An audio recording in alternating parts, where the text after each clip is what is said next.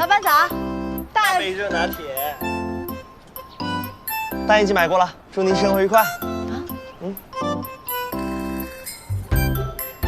买单。啊，不用买了，有人付了。祝您工作顺利。又付了，谢谢。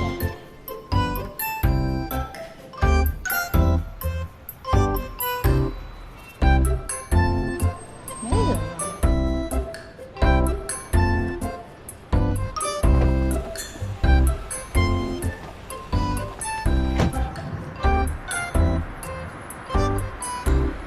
谢谢师傅，怎么付？哦，已经付过了。哎，小姑娘，你都知道了？知道什么了我？你要有好姻缘啦！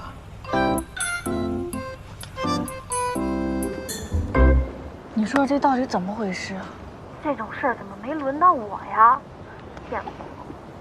你不觉得很诡异吗？难不成是那帮卖床的跟踪我报复我？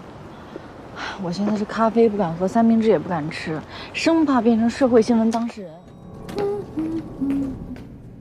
灯怎么坏了？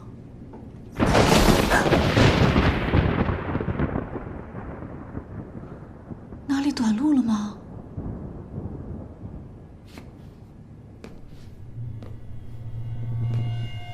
这是新来的邻居吗？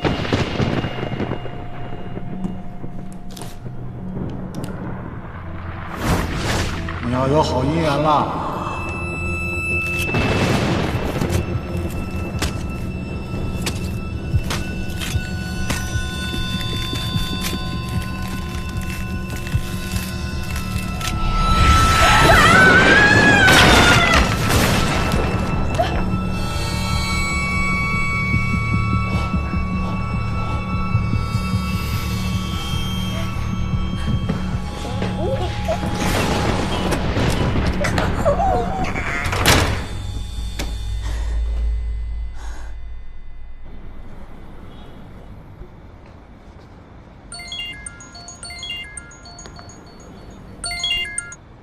喂，柔儿，铮铮，我好像遇到白天那个人了。哪个呀？买单的人。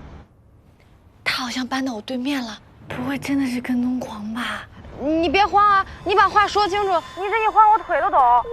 我刚在门口看到一大堆骨头，没敢仔细看，我不知道是人的还是动物的。我现在一个人有点害怕，你能来接我吗？你别怕，我现在就过去啊。好。